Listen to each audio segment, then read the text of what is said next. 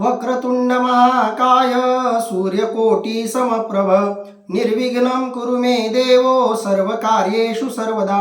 पुंडलीक वरदा हरी विठ्ठल श्री ज्ञानदेव तुकाराम. पंढरीनाथ भगवान की जय. माऊली ज्ञानेश्वर महाराज की जय. जगद्गुरु संत तुकाराम महाराज की जय. सब संतन की जय. माऊली महावैष्णव ज्ञानोबारायांच्या परमश्रेष्ठ अशा ज्ञानेश्वरी ग्रंथाचं चिंतन करत आपण श्रीमद भगवद्गीतेतल्या 61 क्रमांकाच्या आणि 320 क्रमांकाच्या ओवी आणि श्लोकापर्यंतचा टप्पा पार पाडलेला आहे. आज आपण 62 आणि 63 क्रमांकाचे श्लोक आणि 321व्या समोरच्या ओव्या बघणार आहोत. यामधून भगवंतानं स्थितप्रज्ञ पुरुषानं इंद्रियांवर विजय मिळवणं किती महत्त्वाचं आहे याचं वर्णन केलं. परंतु या इंद्रियांवर जर विजय मिळवता आला नाही आणि विषय जर या इंद्रियांपेक्षा सरस ठरले, हावी ठरले, तर साधकाचं कशा पद्धतीनं अधःपतन होतं याचं आपल्याला वर्णन आज ऐकायला मिळणार आहे. ज्यामध्ये भगवंत सुरुवातीला म्हणतायत, ध्यायतो विषयान् पुंसा संगस्तेषुपजायते संगात संजायते कामः कामात क्रोधोभिजायते. अर्थात विषय चिंतनाने पुरुषाचे त्यांच्या ठिकाणी प्रेम जडते व प्रेमापासून वासना व वासनेपासून क्रोध उत्पन्न होतो. पुढं भगवंत म्हणतायत, क्रोधात भवति सम्मोह सम्मोहात स्मृती विभ्रमः स्मृतिभ्रंशात बुद्धिनाशो बुद्धिनाशात प्रणश्यति. अर्थात क्रोधापासून मोह, मोहापासून स्मृतिनाश व स्मृतिनाशापासून बुद्धिभ्रंश होतो व बुद्धिभ्रंश झाल्यावर पुरुषाचा नाश होतो. स्थितप्रज्ञ पुरुष ही एक परमोच्च अवस्था सांगत या परमोच्च अवस्थेच्या अगदी विरुद्ध अशी सर्वात निम्न स्तराला नेणारी जी अवस्था आहे ती म्हणजे विषय विकारांमध्ये अडकलेल्या जीवाची अवस्था. विषयी पामर लोकांची जी दशा किंवा अवस्था त्याचं वर्णन इथं भगवंतांनी केलेलं आपल्याला दिसतं. ज्याच्यामधून एक प्रकारचा संदेश देऊ इच्छित आहेत भगवंत की जेणेकरून साधकाला या विषयांपासून सावधही राहता येईल. जे स्वतः या श्लोकांमध्ये सांगितल्याप्रमाणे अधःपतित झालेले आहेत त्यांना नव्यानं उभं राहता येईल. आणि जे उभं राहिलेले आहेत, जे विषयांपासून बाहेर पडलेले आहेत, त्यांना कायम विषयापासून वेगळं राहून आपलं अंतिम ध्येय गाठेपर्यंत आपल्या अवस्थेवर स्थितीवर ठाम राहता येईल. या सगळ्या दृष्टीनं आजच्या या श्लोकांचं चिंतन निरूपण अतिशय महत्त्वाचं आहे. म्हणजे सामान्य माणसाचं अधःपतन कुठून सुरू होतं, सामान्य जीवाचं अधःपतन कुठून सुरू होतं, अधःपतनाचं मूळ काय, अधःपतनाचं बीज काय, अधोगतीचं मूळ काय, तेही या श्लोकांमधून आपल्या लक्षात येईल. आणि अधोगतीत पडलेले, विषयांमध्ये खितपत पडलेले, विषयात खितपत पडल्यामुळं आपल्या मूळ रूपापासून बाजूला पडलेले, परंतु आपण यातून बाजूला व्हावं, बाहेर व्हावं आणि पारमार्थिक मार्गाला लागावं अशाही लोकांसाठी हे चिंतन, हे निरूपण महत्त्वाचं आहे. आणि जी लोक विषयांपासून मुक्त झालेली आहेत त्यांना सुद्धा आपण पुन्हा एकदा जर विषयांच्या नादी लागलो तर आपलं पुन्हा कशा प्रकारे अधःपतन होऊ शकतं याची एक धोक्याची सूचनाही या निरूपणातून आपल्याला मिळणार आहे. म्हणून साधना करताना काही महत्त्वाचे प्रश्न साधकानं लक्षात ठेवणं गरजेचं आहे. आपण सगळेजण साधक आहोत, आपण परमार्थाच्या मार्गावर आरूढ झालेलो आहोत, आपण सगळेजण परमार्थाच्या मार्गावर चालत आलेलो आहोत. काही जणांनी बराच प्रवासही या साधनेच्या मार्गावर केलेला आहे. काही लोकांचा या साधनेच्या मार्गावर नव्यानं प्रवास सुरू झालेला आहे. काही जण या प्रवासात मुक्कामाच्या अतिशय जवळही पोहोचले असतील. परंतु या सगळ्याच लोकांना आजचं हे चिंतन अतिशय महत्त्वाचं आहे. कारण एखाद्या शाळेमध्ये प्रवेश घेतला एखाद्या विद्यार्थ्यानं तर त्या विद्यार्थ्याला काही महत्त्वाच्या गोष्टी माहीत असणं गरजेचं असतं. नापास कशामुळं माणूस होतो, नापास होण्याची सुरुवात कुठून होते हे प्रवेश घेतलेल्या विद्यार्थ्याला माहीत असावं लागतं. इतकंच नाही तर अभ्यासाच्या गतीला लागलेल्या मुलांनाही अभ्यासापासून परावृत्त करणाऱ्या गोष्टी कोणत्या, केलेलं चिंतन, केलेला अभ्यास विस्मृतीमध्ये नेणाऱ्या गोष्टी कोणत्या, आणि परीक्षेमध्ये पास होण्याची खात्री असलेल्यांना सुद्धा परीक्षेमध्ये नापास करणाऱ्या ज्या घटना असू शकतात, संभाव्य धोके असू शकतात, त्यांची सूचना प्रवेश घेतानाच विद्यार्थ्याला असणं गरजेचं असतं. सुरुवातीला प्रवेश करताना ही माहिती नाही मिळाली तरी चालेल, परंतु एका विशिष्ट अवस्थेत का होईना ती माहिती मिळाली पाहिजे. आणि चांगली माहिती कोणत्याही वेळेला मिळाली तर ती योग्यच ठरते. योग्य माहिती योग्य वेळी मिळाली तरी चालेल, शेवटच्या टप्प्यात मिळाली तरी चालेल, पण ती मिळणं गरजेचं आहे.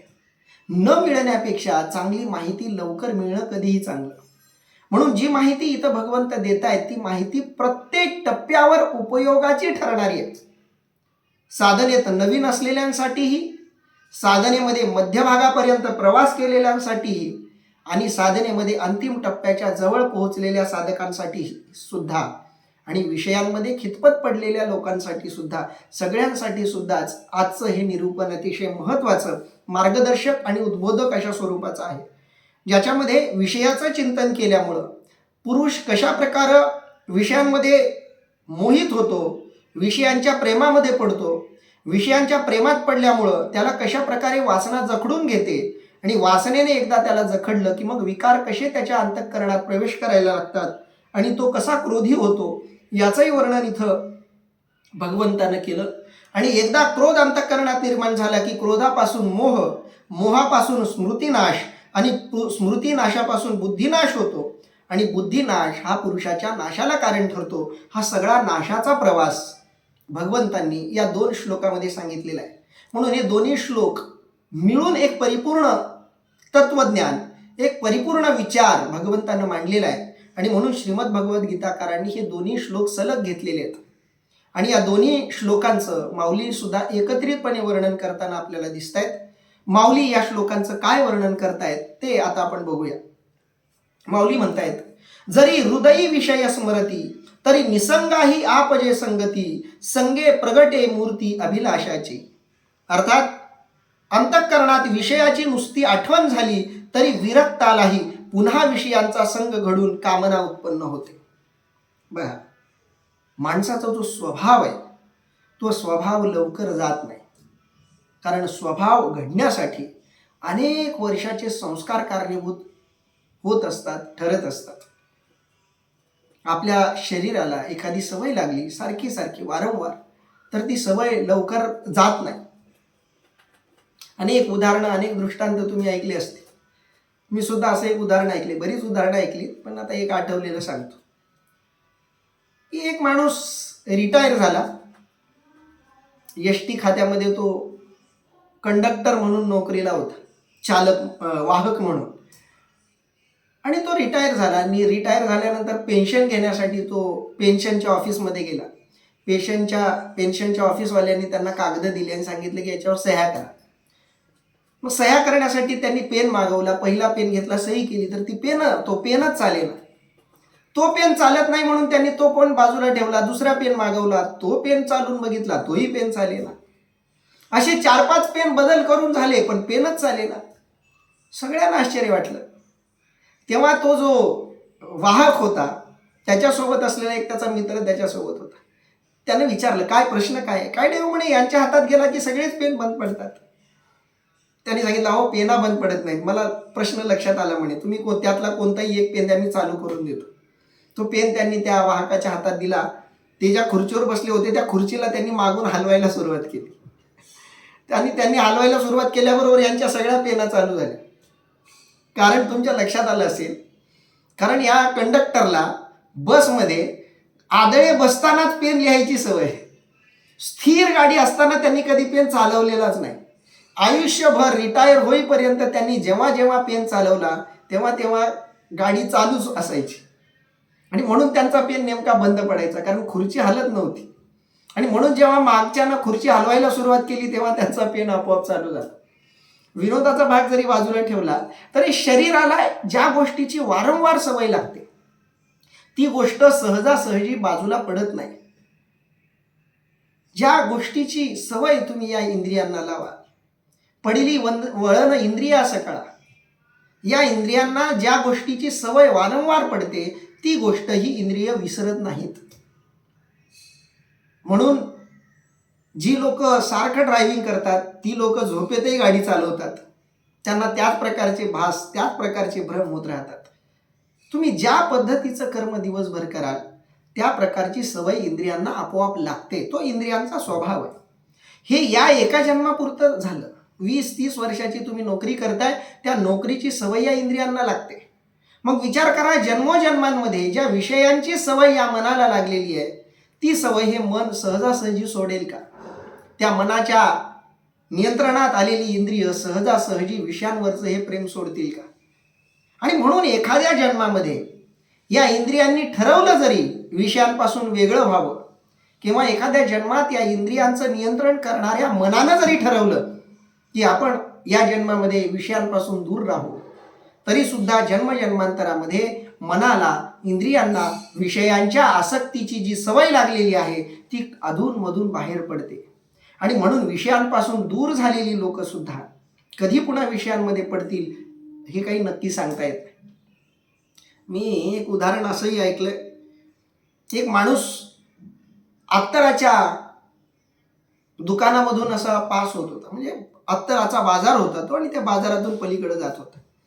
आणि अत्तराच्या बाजारात गेल्याबरोबर त्या माणसाला फिट आली, चक्कर आली, तो बेशुद्धच पडला अक्षरशः. अनेक लोकांना प्रश्न पडला, अत्तराच्या बाजारात येऊन कोणी बेशुद्ध पडावा? बेशुद्ध पडलेल्या लोकांना अत्तराचा वास दिला की लोक शुद्धीवर येतील. इतकी महागडी सुगंधित अशी अत्तर तिथं होती, सुगंधित द्रव्य तिथं होती, पण हा माणूस तिथं जाऊन बेशुद्ध पडला. बरेच प्रयत्न केले, एकापेक्षा एक महागडे अत्तर त्याच्या नाकाजवळ आणून त्याला वास देण्याचा प्रयत्न केला. जेवढं महागडं अत्तर त्याच्या नाकाजवळ आणाल तेवढं ते जास्त तडफडायला लागलं. अनेक लोकांना प्रश्न पडला, काय प्रश्न असेल बाबा हा, काय नेमकं बिघडलं असेल? तेव्हा त्याच्यासोबतचा एक मित्र होता, त्याने काय केलं म्हणे, तो माणूस मांस विक्री म्हणजे मासे विक्री करायचा व्यवसाय करत होता. आता मासे विकायचे म्हणल्यावर मासे ज्या टोपल्यामध्ये ठेवलेले असतात त्या टोपलीवर जे फडकं तो झाकायचा, ते फडकं त्याच्या नाकावर लावल्याबरोबर तो शुद्धीवर आला. एकदम बेशुद्धीतून शुद्धीवर आला आणि सामान्य माणसासारखं उठून इकडे तिकडे बघायला लागला. आणि तो आपल्या मित्राला म्हणाला, ताबडतोब मला या अत्तराच्या बाजारातून बाहेर घेऊन जा, मला हा वास असह्य व्हायला लागलाय. ज्या इंद्रियांना विषयांची सवय लागलेली आहे ती इंद्रिय विषयांपासून सहजासहजी लवकरात लवकर दूर जाणारी नाहीत. आणि म्हणून मौली म्हणतायत, जरी हृदयी विषय स्मरती तरी निसंगही आपजे संगती. एखादा माणूस या विषयांपासून निसंग झालेला आहे, या विषयांपासून तो वेगळा झालेला आहे, बाजूला पडलेला आहे, तरी सुद्धा त्याच्याही मनामध्ये या विषयांबद्दलची आसक्ती निर्माण होईल. एवढे हे विषय घातक अशा प्रकारचे असतात असं माऊली इथं वर्णन करताना दिसत आहेत. म्हणून माऊली म्हणतायत, जरी हृदयी विषय स्मरती तरी निसंगाही आपजे संगती. संगे प्रगटी मूर्ती अभिलाषाची.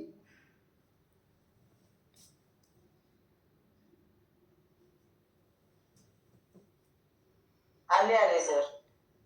सर आवाज बंद झाला होता, हा येत नव्हता. हा ठीक आहे, नेटवर्क प्रॉब्लेम होता. कंटिन्यू करू आपण ह्या नंबरवरून. हो हो.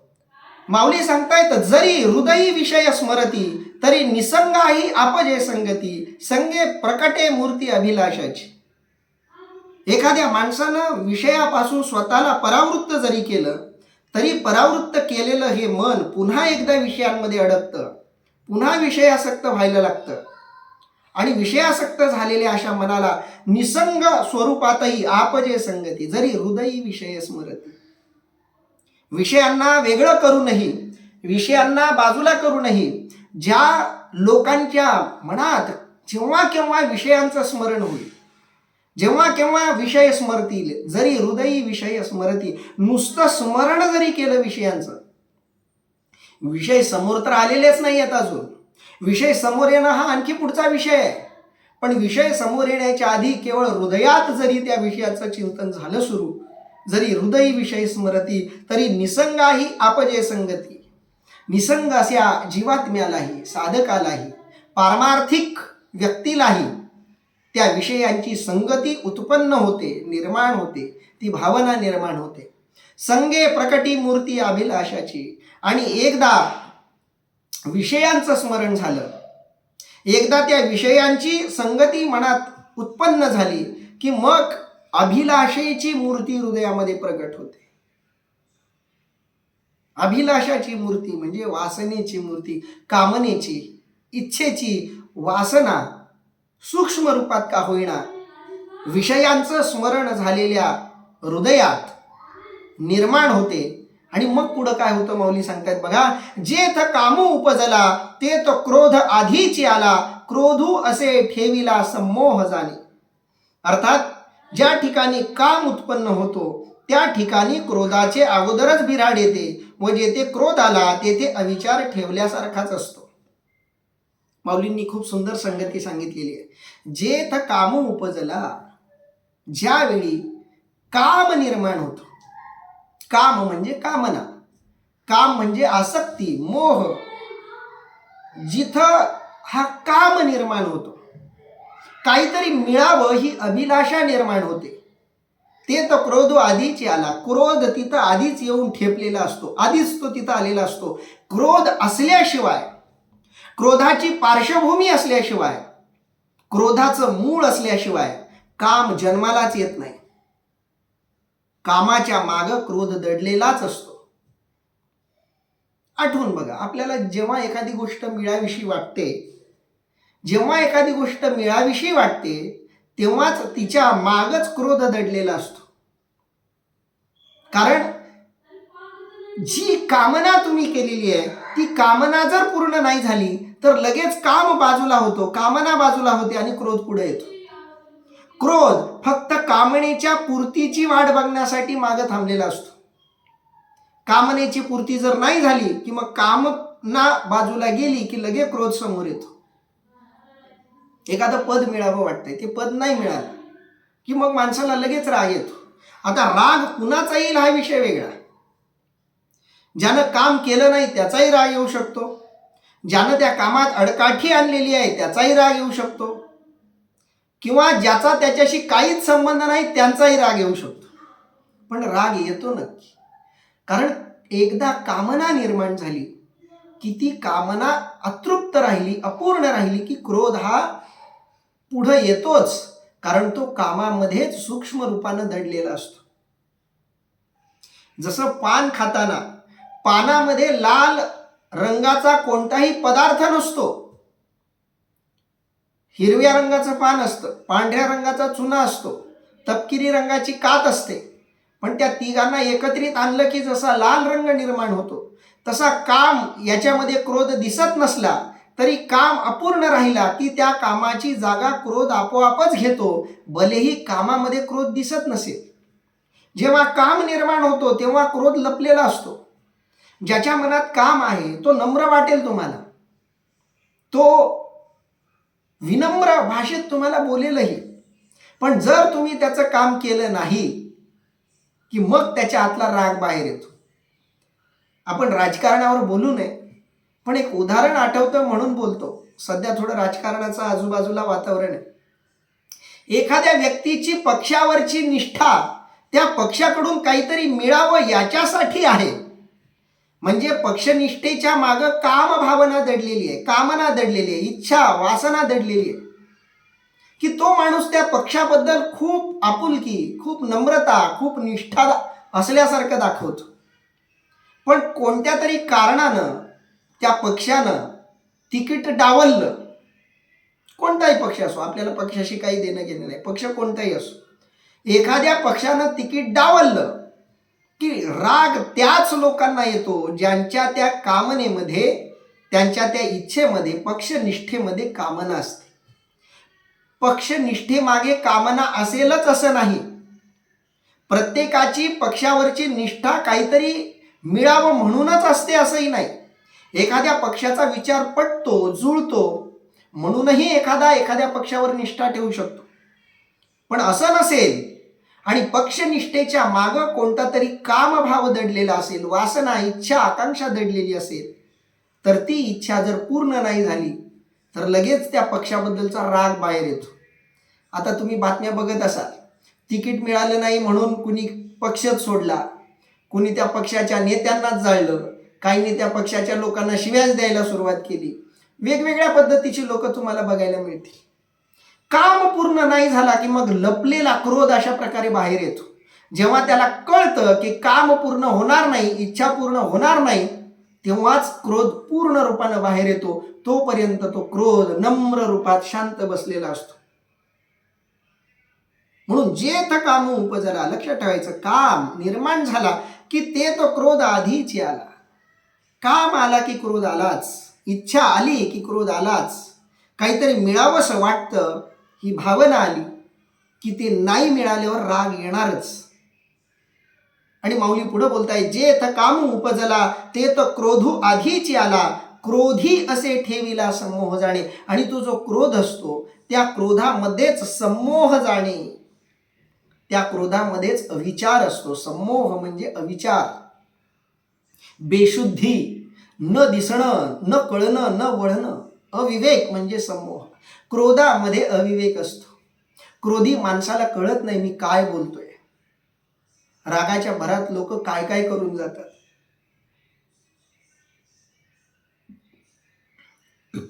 रागाच्या भरात एकमेकांना नको नको ते शब्द बोलतात.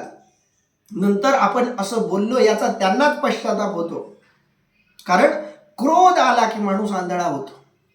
क्रोधाला डोळे नसतात, क्रोधाला विवेक नसतो.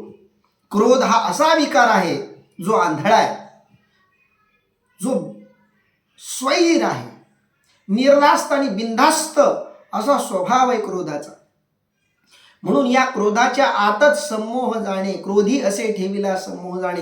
क्रोधाच्या आतच, क्रोधाचं आतलं जे रूप आहे ते समूहाचं आहे.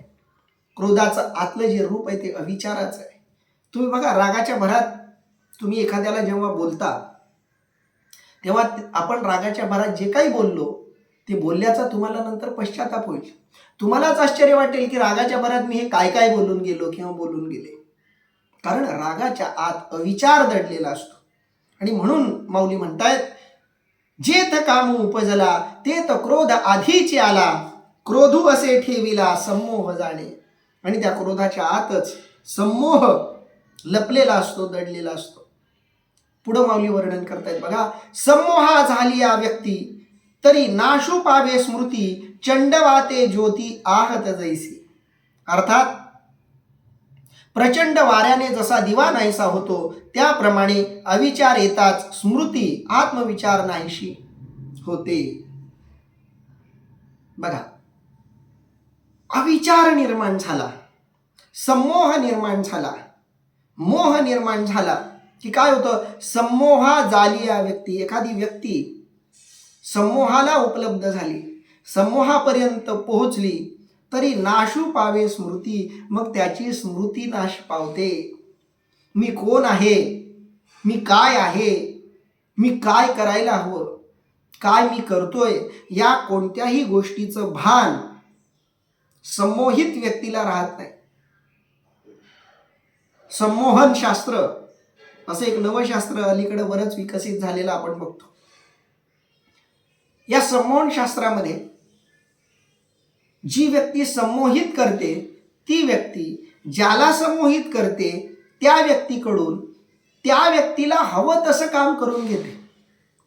तुम्हाला जर संमोहित केलं तर तुमच्याकडून मी मला जे हवं ते करून घेऊ शकतो, एवढी ताकद संमोहनामध्ये असते. कारण समूहाचं लक्षणच आहे की समूह स्मृतीचा नाश करून टाकतं. तुमचा जो स्वतःचा विवेक आहे, स्वतःचा जो विचार आहे, स्वतःच्या ज्या आठवणी आहेत त्या सगळ्या आठवणी विसरून जाण्याचं काम समूह करत असतो. म्हणून समूहा झाली या व्यक्ती तरी नाशू पावे स्मृती. म्हणून मोह, संमोहित झालेला जो आत्मा आहे, संमोहित झालेला जो जीव आहे, त्या संमोहित झालेल्या जीवाला आत्मस्मृतीचा विसर पडलेला असतो. आत्मस्थितीचा, आत्मस्वरूपाचा विसर म्हणजे काय? मी कोण आहे याचाच विसर पडलेला असतो. मी आत्मस्वरूप आहे, मी ब्रह्मस्वरूप आहे, मी परमेश्वराचा अंश आहे, मी स्वतः परम पुरुष परमात्म्याचा अंश आहे, याच गोष्टीचा त्याला विसर पडतो. कधी? संमोह झाल्यानंतर. संमोहा झाली या व्यक्ती तरी नाशू पावे स्मृती. स्मृती नष्ट होऊन जाते. कशी नष्ट होते? माऊलींनी खूप सुंदर उदाहरण दिले बघा. चंडवाते ज्योती आहत जैसी. अर्थात चंडवाते, चंडवाते म्हणजे प्रचंड वाऱ्याने. चंडवाते, वाते शब्दाचा अर्थ वारा होतो. चंडवाते शब्दाचा अर्थ प्रचंड असा वारा. चंडवाते, प्रचंड असं वादळ सुरू झालं की प्रचंड अशा वादळात ज्योती म्हणजे साधा दिवा, आहत जैसी, आहत म्हणजे नाहीशी होणे, नष्ट होणे, विझणे. प्रचंड वारा सुरू झाल्यावर जशी ज्योती विझून जाते, अगदी त्या पद्धतीनं एकदा व्यक्तीच्या मनात संमोह उत्पन्न झाला की त्या व्यक्तीची स्मृती लगेच नाश पावते. मी कोण आहे हा विचार लगेच नष्ट होतो. म्हणून संमोहा झाली या व्यक्ती तरी नाशू पावे स्मृती. चंडवाते ज्योती आहत जैसी, का अस्तमानी निशी, जैसा सूर्य तेजाते ग्रासी, तैसी दशा स्मृती भ्रंशी प्राणी असी. पुढचा दृष्टांत देताना माऊली म्हणतात बघा, किंवा अस्तमान काळी सूर्य तेजाला रात्र ग्रासून टाकते म्हणजे अंधार पडतो, त्याप्रमाणे स्मृतिभ्रंशाने प्राण्यांची स्थिती होते. आता हा दृष्टांत लोकसमजाच्या आधारावर माऊलींनी बनवलेला आहे. लोकसमज जो आहे, लोकसमज दरवेळी खराच असतो असं नाही. लोकसमज अनेकदा खोटा आणि गैरसमजावर आधारलेलाही असू शकतो. त्या गैरसमजावर आधारलेल्या लोकमानसावर आधारित असा दृष्टांत माऊलींनी दिलाय. का अस्तमानी निशी, का अस्तमानी, अस्तमानी म्हणजे मावळणं, अस्त पावणं. अस्तमानी निशी, निशी म्हणजे संध्याकाळ किंवा रात्र. रात्रीच्या वेळेला, जेव्हा रात्र सुरू होते त्या वेळेला अस्तमानी निशी, अस्तमान काळी, सूर्य मावळायच्या वेळेला, रात्रीला किंवा संध्याकाळी, जैसा सूर्य तेजाते ग्रासी, अंधार सूर्याच्या तेजाला ग्रासून टाकतो. आता मी म्हणालो की आहे हा लोकभ्रम आहे. आपण बोलताना म्हणतो ना असं की चला सूर्य गेला, अंधारानं पूर्णपणे आता सूर्याला गिळून टाकले किंवा प्रकाशाला गिळून टाकले आणि म्हणून अंधार झाला, असं लोकांना वाटतं. आता वैज्ञानिक सत्य असं आहे की सूर्य हा मावळत नसतो, उगवत नसतो. सूर्य जिथं आहे तिथं आहे. तो जसा सुरुवातीपासून आहे तसाच आताही आहे. ना त्याची जागा हललेली आहे ना त्याचं स्थान हललेलं आहे. म्हणजे आकाशगंगा जशी जशी फिरते तसा तो फिरतो, सगळ्यांबरोबर फिरतो. जसं एखादी गाडी चालू आहे, गाडीत पहिल्या सीटवरची जी सीट आहे किंवा त्या सीटवर ठेवलेली जी वस्तू आहे, गाडी कुठेही गेली तरी ती वस्तू तिथंच राहणार आहे, ती सीट तिथंच राहणार आहे. तसं सूर्य, आकाशगंगा सगळी हलत असली तरी सूर्याचं जे स्थान या आकाशगंगेत आहे ते स्थान कायम आहे. सूर्य हलत नाही, सूर्याचा प्रकाश कमी जास्त होत नाही. सूर्य जसा प्रकाशमान होता तसाच प्रकाशमान आहे. पण पृथ्वी स्वतःभोवती फिरत फिरत सूर्याभोवती फिरत असल्यामुळं जेव्हा जेव्हा सूर्याकडं पृथ्वीची पाठ होते त्या भागामध्ये उजेड पाठीमागच्या बाजूला अंधार पडतो आणि ज्या बाजूला पृथ्वीचं तोंड आहे सूर्याच्या बाजूनं तिकडं उजेड पडतो. पण लोकभ्रम असा आहे की रात्रीची वेळ होते म्हणजे सूर्याला अंधार ग्रासून टाकतो. या लोकभ्रमावर आधारित माऊलींचा दृष्टांत आहे. का अस्तमानी निशी, जैसा सूर्य तेजा ते ग्रासी, तैसी दशा स्मृती भ्रंशी प्राणी असी. ज्या पद्धतीनं रात्रीची संध्याकाळची वेळ आली की ज्या पद्धतीनं अंधार सूर्यावर आपलं राज्य, आपलं अधिपत्य गाजवतो, जैसा सूर्य तेजा ते ग्रासी. कोण? अस्तमानी निशी. थोडं नीट समजून घेऊ आपण हा अर्थ. का म्हणजे किंवा, अस्तमानी म्हणजे सूर्य मावळायच्या वेळेला, निशी म्हणजे संध्याकाळ किंवा अंधार या अर्थानं घ्या, निशी म्हणजे अंधार. मग तो अंधार काय करतो? जैसा सूर्य तेजा ते ग्रासी, तो अंधार सूर्याच्या तेजाला ज्या पद्धतीनं ग्रासतो, गिळतो, झाकतो, त्या पद्धतीनं तैसी दशा स्मृतिभ्रंशी प्राणी असे. स्मृतिभ्रंश झाल्यावर, मी कोण आहे याचा विसर पडल्यावर त्या प्राण्याची, जीवाची काय दशा होते?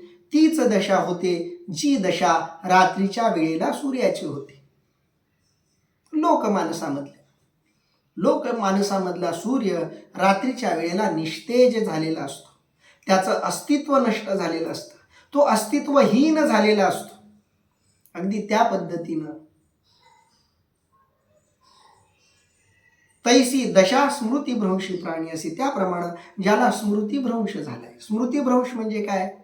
ज्याला काहीच आठवत नाही. स्मृतिभ्रंश हा एक मानसिक आजार सुद्धा आहे, पण मानसिक आजारापेक्षा हा अध्यात्मातला सगळ्यात मोठा आजार आहे. अध्यात्मामधला सगळ्यात मोठा आजार म्हणून जर कोणी आजाराचं नाव घ्यायचं असेल तर तो आजार आहे स्मृतिभ्रंश. आणि एकदा का हा आजार दूर झाला की मग अध्यात्मात दुसरा कोणताही आजार या आजारापुढे टिकत नाही. एकदा हा आजार दूर झाला की मग कितीही मोठी संकट येऊ द्यात, कितीही मोठे दुसरे आजार येऊ द्यात, त्या आजारांना हा आत्मा घाबरत नाही.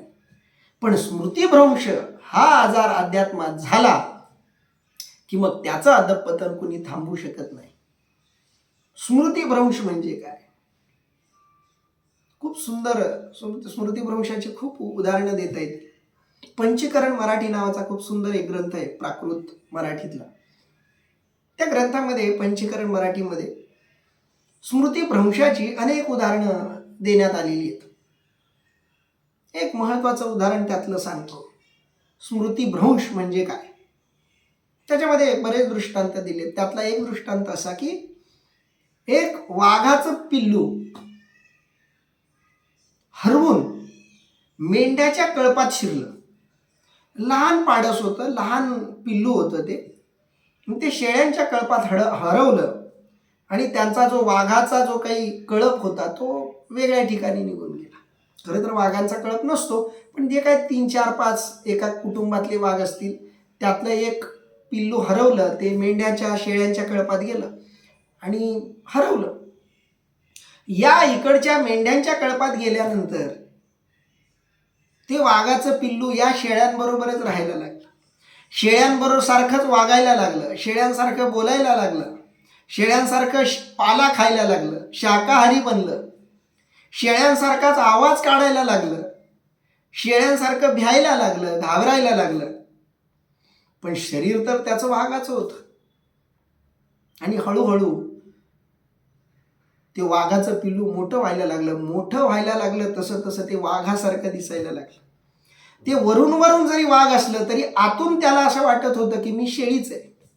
आणि म्हणून ते मोठं झालं तरी पालच खायचं, शेळ्यांच्याच कळपात राहायचं. शेळ्यांच्याही मनातली त्याच्याबद्दलची भीती मरून गेलेली होती, कारण लहानपणापासून त्याला असंच भित्र्या रूपात आपल्यासारखंच त्या शेळ्यांनी बघितलेलं होतं.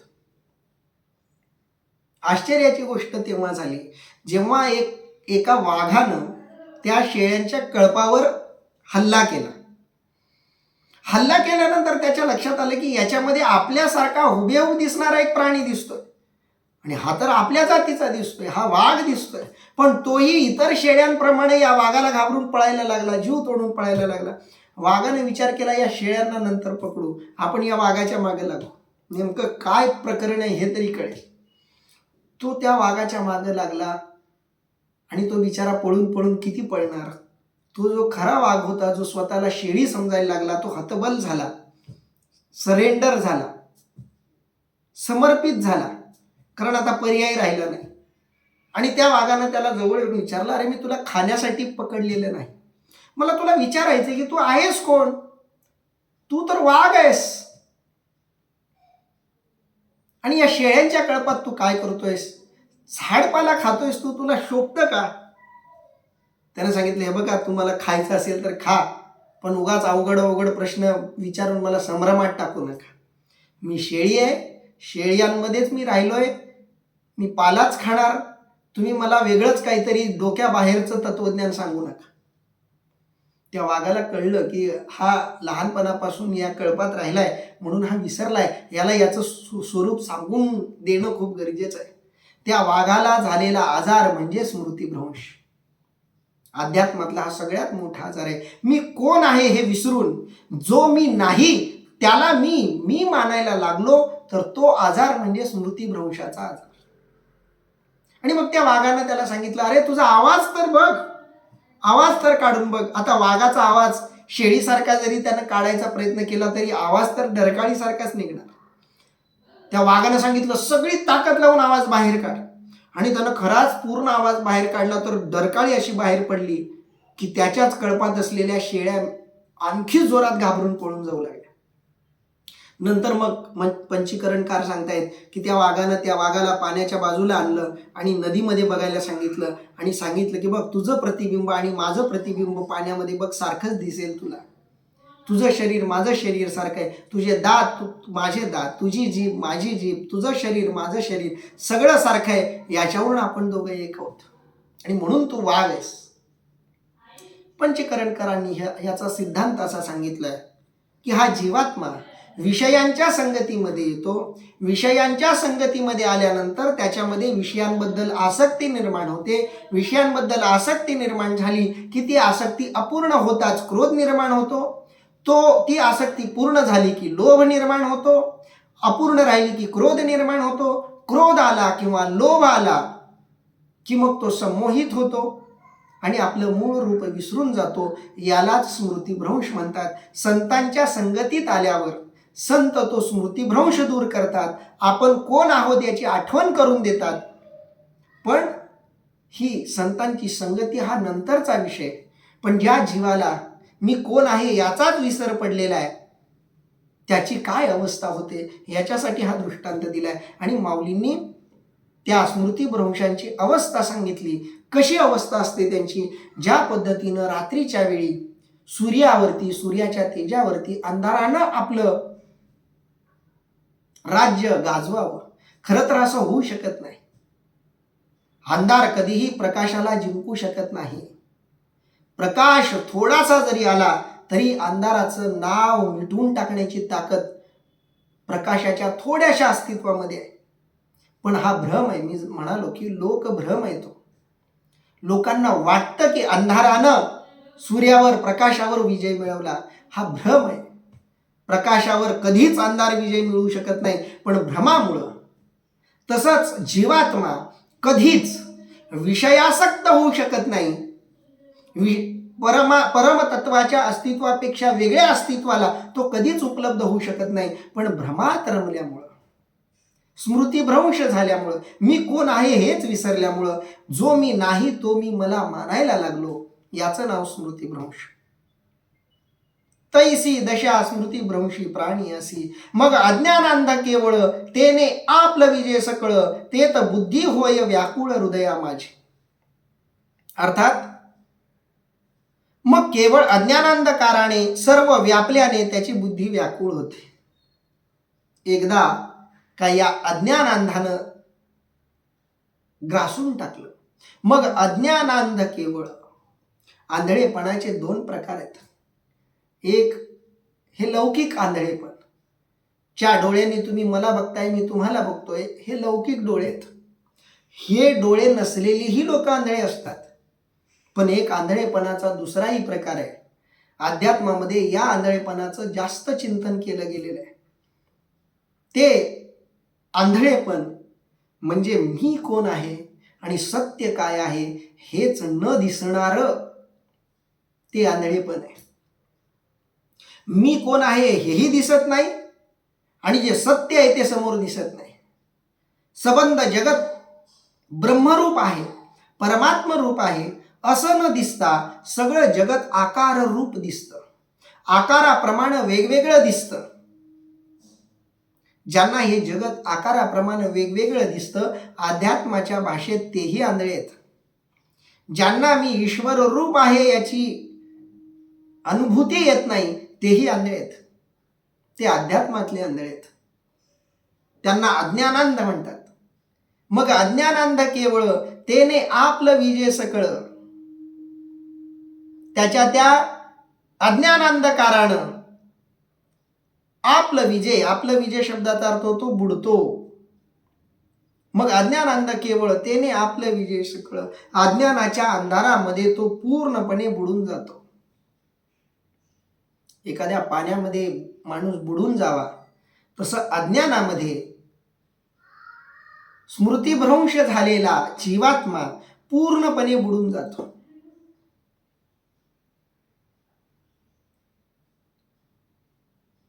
पूर्णपणे बुडून जातो याचा अर्थ काय? अज्ञानांध होतो म्हणजे काय? मी कोण आहे हेच तो पूर्णपणे स्वतःला विसरतो. मग अज्ञानांध केवळ त्याने आपलं विजय सकळ. ते तर बुद्धी होय व्याकुळ हृदया माझी. आणि एकदा का तुम्ही अज्ञानानं बुडालात, अज्ञान अंधकारात बुडालात, की मग आपोआपच तुमची बुद्धी व्याकुळ होणार, हृदयामध्ये व्याकुळता येणार. जसा तो वाघ शेळ्यांच्या कळपात राहून खरा वाघ दिसला की व्याकुळ झाला होता. तो वाघ आपल्याला खाईल या भीतीनं पळत होता. लहान असताना इतर आपल्यापेक्षा मोठ्या असलेल्या शेळ्यांना घाबरत होता. अगदी त्याच पद्धतीनं हा जीवात्मा अज्ञानाच्या अंधकारात एकदा बुडाला की मग हळूहळू त्याची बुद्धी व्याकुळ व्हायला लागते. तो हतबल व्हायला लागतो, न्यूनगंडानं ग्रासून जातो. ते तर बुद्धी होय व्याकुळ हृदया माझी. हृदयामध्ये त्याच्या व्याकुळता निर्माण होते. मी कोण आहे हे तो विसरायला लागतो. जैसे जात्यंधा पळणी पावे, मग ते काकुळती सैरा धावे. तैसे बुद्धीसी होती भवे धनुर्धरा. अर्थात जसा जन्मांधाला पळण्याचा प्रसंग प्राप्त झाला म्हणजे तो जसा दीन होऊन सैरावैरा धावतो, त्याप्रमाणे अर्जुना बुद्धी भ्रमण पावते. जो अज्ञानाच्या अंधकारामध्ये बुडालेला आहे त्याची काय अवस्था होते? पहिलं तर सांगितलं की तो काकुळतीला येतो, व्याकुळ होतो. आणि ज्याप्रमाणे जात्यंधा हा शब्द आधी पण येऊन गेलाय. जात्यंधा म्हणजे जन्मापासून आंधळा असलेला. जात्यंधा पळणी पावे. आधी होतं जात्यंधा लागे पिसे, मग तो सैरा धावे पैसे. अशा प्रकारचं वर्णन आपण बघितलं होतं. अर्जुनाचं जे ज्ञान आहे ते त्या आंधळ्या माणसाच्या सैरावैरा धावणाऱ्या माणसासारखं आहे हे भगवंत सांगत होते तिथं. इथं एका वेगळ्या संदर्भात माऊलीने तो दृष्टांत वापरलाय. जैसे जात्यंधा पळणी पावे. जात्यंध माणसाला, जन्मापासून आंधळा असलेल्या माणसाला पळणी पावे, पळायची वेळ आली. जन्मापासून आंधळा आहे त्या माणसाला पळायची वेळ आली. समजा काही त्याच्या मागे वाघ लागला किंवा काही कारण असेल, त्याला पळायची वेळ आली तर तो कुठं पळणार? डोळस माणूस पळताना सुरक्षित दिशेनं पळणार, सुरक्षित जागेवरून पळणार. पण ज्या माणसाला काहीच दिसत नाहीये, जन्मतःच जो आंधळा आहे, त्या माणसावर पळण्याची वेळ आली तर तो काय करतो? मग ते काकुळती सैरा धावे. मग तो बिचारा काकुळती येतो. त्याला कुठं पळायचंय काही कळत नाही. कदाचित ज्याच्यापासून वाचण्यासाठी तो पळतोय त्याच्याच दिशेनं तो पळतोय असंही होऊ शकतं. जात्यंधा लागे, जात्यंधा पळणी पावे, मग ते काकुळती सैरा धावे. मग ते सैरा वैरा धावायला लागतं. जिकडं वाटेल तिकडं पळायला लागतं. आपण कुठं पळतोय, का पळतोय, आपण जिथं पळतोय ती जागा खरंच सुरक्षित आहे काही त्याला माहीत नसतं. तो नुसता पळतो. त्याला म्हणतात सैरा धावे. आणि काकुळती, बिचाऱ्याकडे काही पर्यायही नाही. अशा पळण्याच्या वेळी कुणाला विचारूही शकत नाही की कुठं पळू. आणि एखाद्यानं सांगितलं जरी की सरळ पळ, तरी त्या आंधळ्याला सरळ पळणं तरी कळणार आहे का? कारण जात्यंध पण खूप भयंकर असतं महाराज. आणि म्हणून माऊली सांगतायत जात्यंधा पळणी पावे, मग ते काकुळती सैरा धावे. तैसे बुद्धीसी होती भवे धनुर्धरा. अगदी त्या पद्धतीनं या बुद्धीला भवे म्हणजे भ्रमण घडतं धनुर्धरा. अर्जुना, आंधळ्या माणसाच्या मागं मरणप्राय असं काहीतरी लागावं आणि तो सैरावैरा धावावा तेव्हा तो जसा कुठंही पळतो, आंधळेपणानं पळतो, काकुळती येऊन पळतो, अगदी तशीच अवस्था बुद्धीची होते. कधी जेव्हा या बुद्धीमध्ये अज्ञान निर्माण होतं, या अज्ञानामुळं जेव्हा स्मृतिभ्रंश होतो, आणि हा स्मृतिभ्रंश कसा होतो? समूह झाल्यामुळं स्मृतिभ्रंश होतो. समूह कशामुळे येतो? क्रोधामुळे येतो. क्रोध कशामुळे येतो? कामामुळे येतो. काम कशामुळे येतो? विषयांच्या संगामुळे येतो. अशी संगती माऊलींनी सांगितलेली आहे. म्हणजे विषयांची संगती आली की काम आला, काम आला की लपलेला क्रोध आला, क्रोध आला की अविवेक आला, अविचार आला, अविचार आला की स्मृतिभ्रंश आला, स्मृतिभ्रंश आला की अज्ञान आलं, अज्ञान आलं की मग बुद्धीचं व्याकुळ होणं आलं.